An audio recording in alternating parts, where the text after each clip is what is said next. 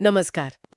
भगवत गीता एक ऐसा ग्रंथ है जो सदियों से हमें राह दिखाता आया है। हाँ, बिल्कुल।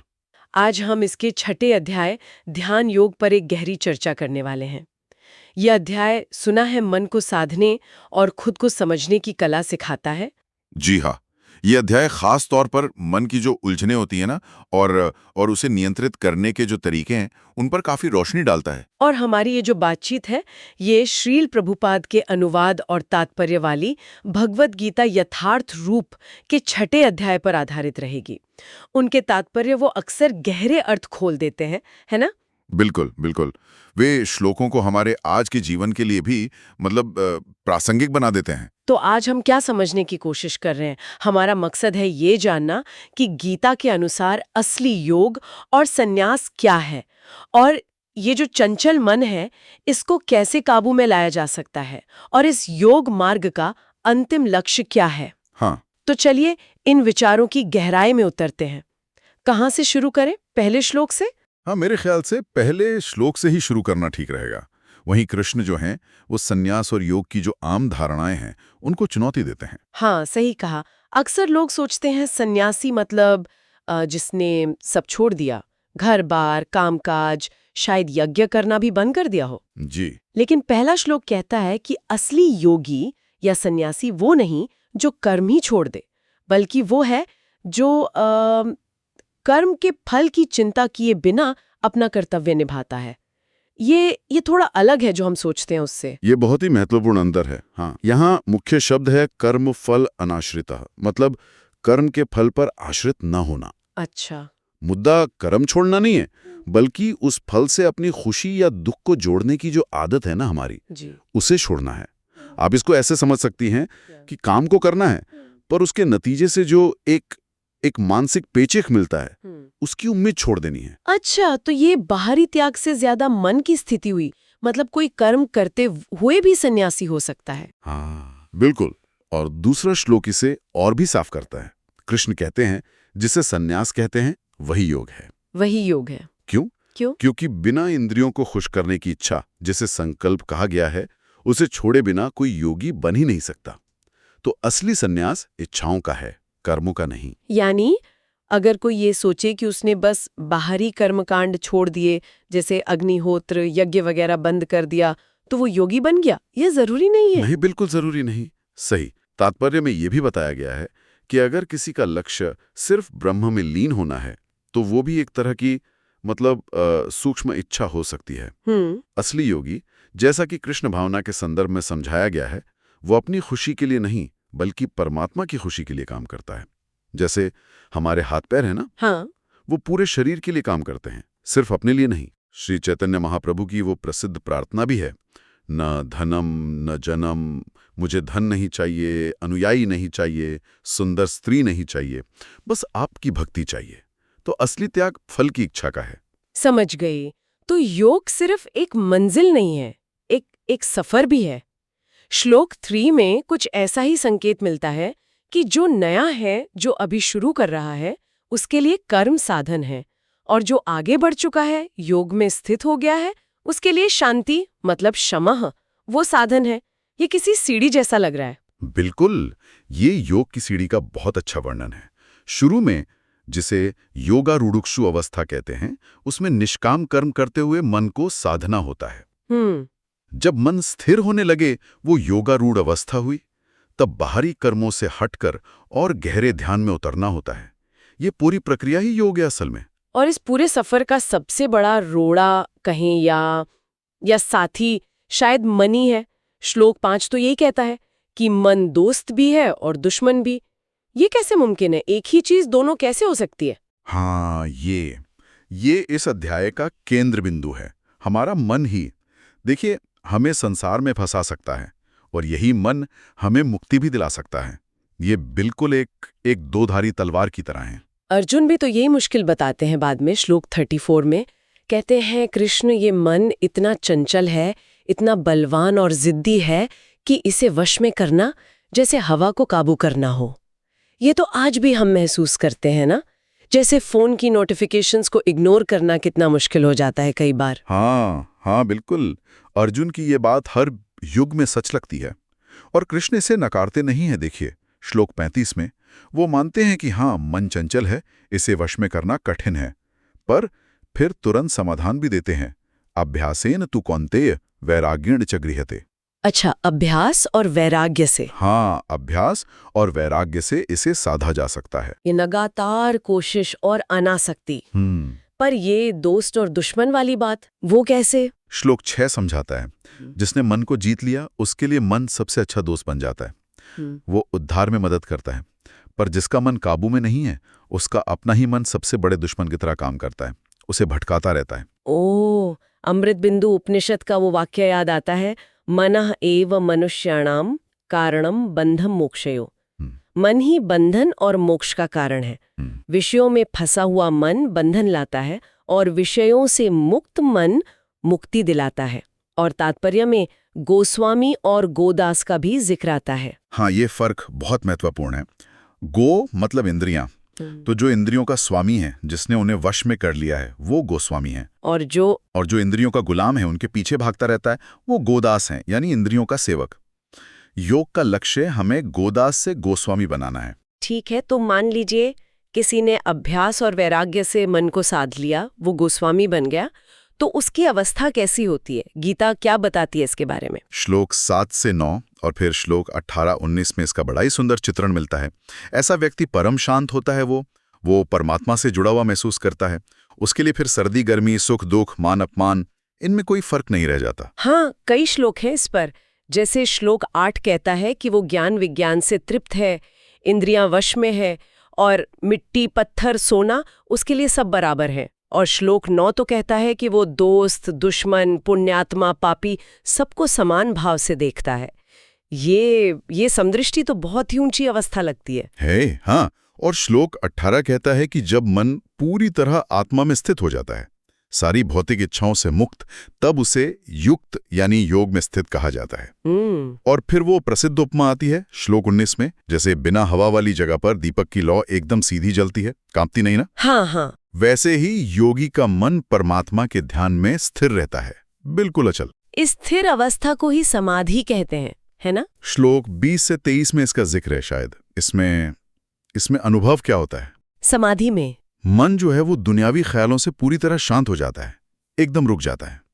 योगी अपनी शुद्ध चेतना से आत्मा को देखता है और आत्मा में ही एक खास तरह का सुख अनुभव करता है। ये सुख कैसा होता है? क्या ये दुनियावी सुख जैसा है, जैसे कुछ अच्छा खाने या सुनने से मिलता है? नहीं, बिल्कुल नहीं। इसे आत्यंतिकम यानी सर्वोच्च कहा गया है। और अतीन्द्रियम मतलब इंद्रियों से परे, इसे सिर्फ शुद्ध बुद्धि से ही महसूस किया जा सकता है। अच्छा, आप इसे ऐसे समझ सकती हैं जैसे किसी जन्म से नेत्रहीन व्यक्ति को रंग समझाने की कोशिश करना।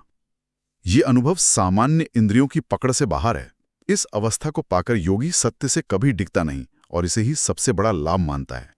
फिर कितना भी बड़ा दुख क्यों ना आ जाए, वो विचलित नहीं होता। यही असली मुक्ति है भौतिक दुखों से। ये जो अद्वैतवादी कहते हैं सिर्फ एक हो जाना, उससे ये कैसे अलग है? यहाँ एक दिव्य आनंद की अनुभूति की बात है, सिर्फ शून्यता या विलय की नहीं। इसमें एक पॉजिटिव आनंदमय अनुभव शामिल है। ये पतंजलि योग सूत्र से भी मेल खाता है। श्लोक 27 इसे ब्रह्मभूत अवस्था कहता है, मतलब गुणों से परे, परमात्मा से जुड़ा हुआ, पापों से मुक्त। और श्लोक 28 ब्रह्म संस्पर्शम की बात करता है, यानी ब्रह्म के निरंतर संपर्क से मिलने वाला परम सुख। अच्छा, ये अवस्था तो अद्भुत है। पर यहाँ तक पहुँचने के लिए गीता कुछ ठोस, कुछ व्यवहारिक कदम भी बताती है। मतलब प्रैक्टिस कैसे करें रोजमर्रा की जिंदगी में? हाँ, बिल्कुल। श्लोक 10 से 14 ध्यान के अभ्यास के लिए कुछ बहुत ही व्यवहारिक निर्देश देते हैं। जैसे क्या करना होता है? योगी को एकांत में रहना चाहिए, ऐसा कहा गया है। मन को निरंतर परमात्मा में लगाने का प्रयास करना चाहिए। फिर आसन की बात आती है श्लोक 11-12 में। आसन कैसा हो? पवित्र जगह पर हो, न ज्यादा ऊंचा न ज्यादा नीचा, कुशाघास, उस पर मृगचर्म या ऊन और उस पर कपड़ा, इस तरह का आसन बताया गया है। उस पर बैठकर मन एकाग्र करके, इंद्रियों को वश में करके आत्मशुद्धि के लिए योग का अभ्यास करना। और शरीर की स्थिति कैसी होनी चाहिए? शरीर, गर्दन और सिर सीधा रखना है।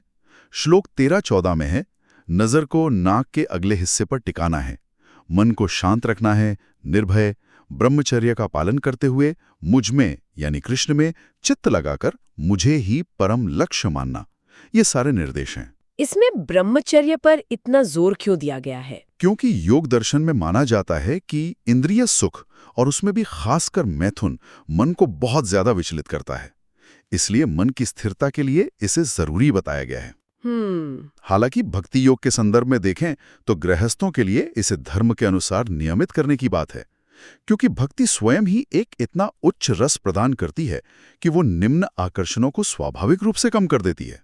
अच्छा, इन अभ्यास के निर्देशों के अलावा जीवन जीने के तरीके पर भी कुछ नियम हैं क्या? श्लोक 16-17 शायद इसी बारे में है। हाँ, ये बहुत महत्वपूर्ण है। श्लोक 16 साफ कहता है, योग उसके लिए नहीं है जो बहुत ज्यादा खाता है या बहुत कम खाता है, या जो बहुत ज्यादा सोता है या बहुत कम सोता है। मतलब संतुलन साधना है। ये संतुलन वाली बात, ये तो आज के जमाने में बहुत मुश्किल लगती है। कभी काम ज्यादा, कभी खाना पीना बिगड़ गया, कभी नींद पूरी नहीं हुई, सब में एक्सट्रीम हो जाता है। गीता इस खाई को पाटने के लिए क्या कहती है? देखिए, गीता तो आदर्श बताती है, और श्लोक 17 कहता है कि जो खाने, सोने, मनोरंजन, विहार और काम चेष्टा में नियमित है यानी युक्त है, उसी का योग दुखों को दूर करता है।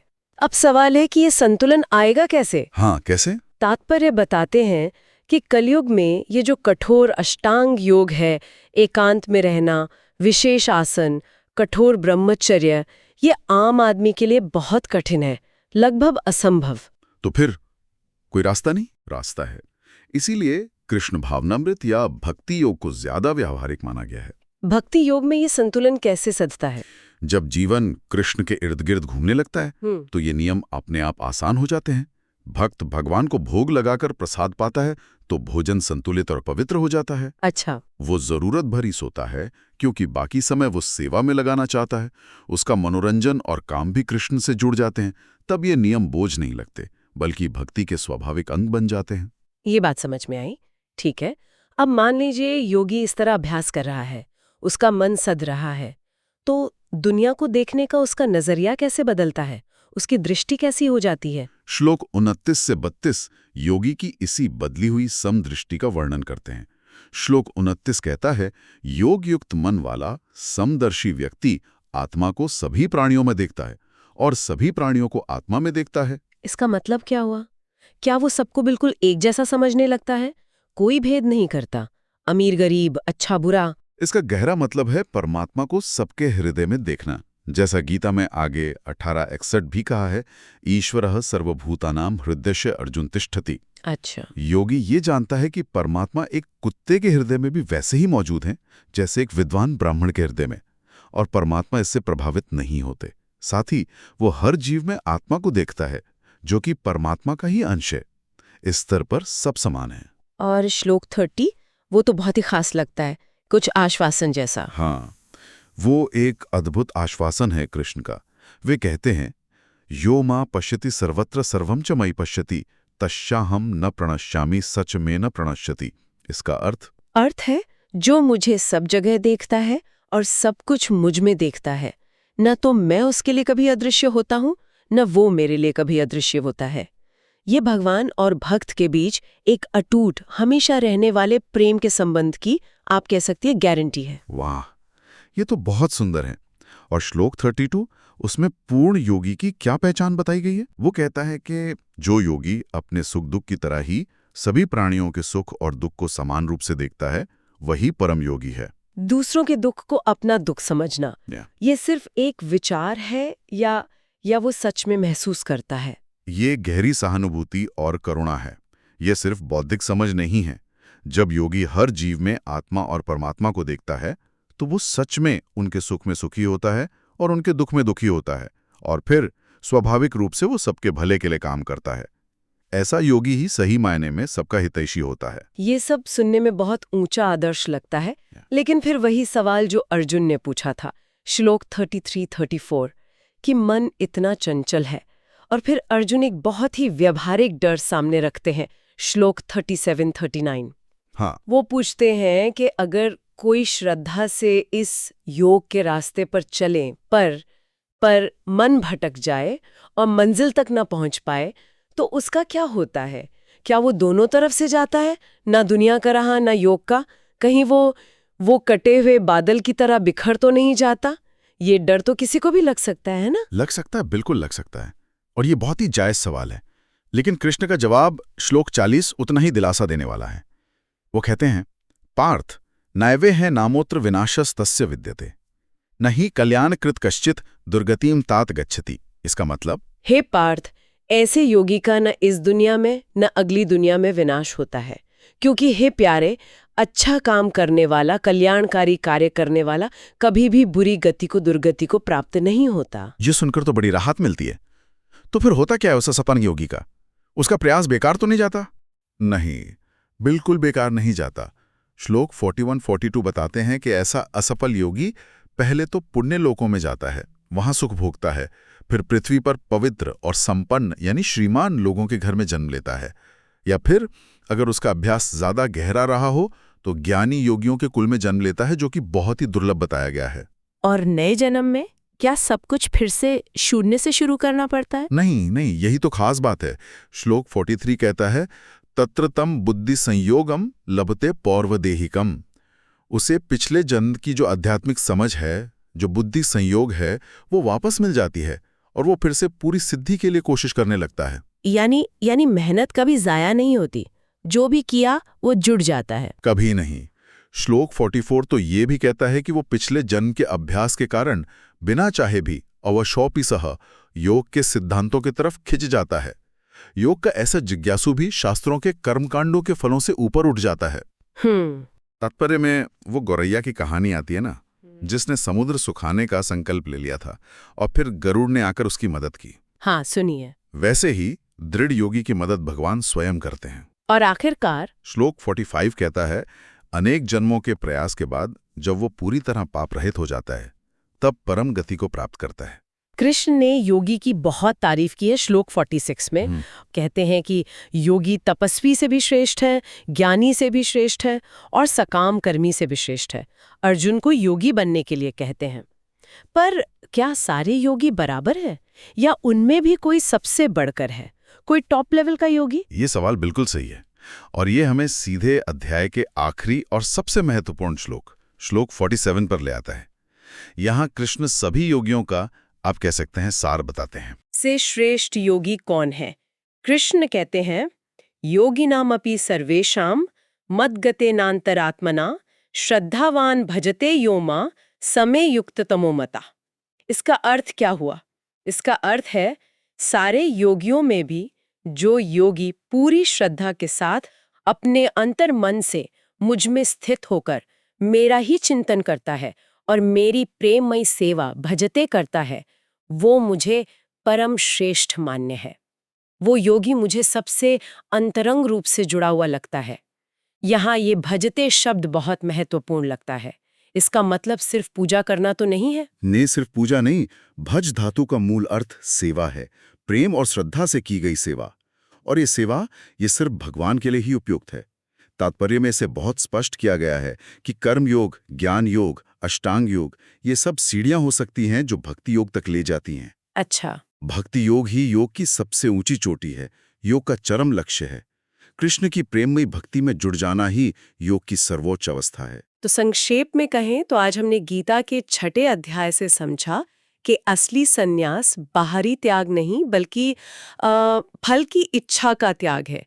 मन हमारा सबसे बड़ा दोस्त भी बन सकता है और दुश्मन भी, और इसे अभ्यास और वैराग्य से साधना होगा। हाँ, हमने सिद्ध योगी की शांत और समदर्शी अवस्था को जाना कि वो कैसे सुख दुख मान अपमान से परे हो जाता है। बिल्कुल। और ये भी कि योग मार्ग पर अगर असफलता भी मिले तो वो अंत नहीं है, बल्कि अगला कदम है।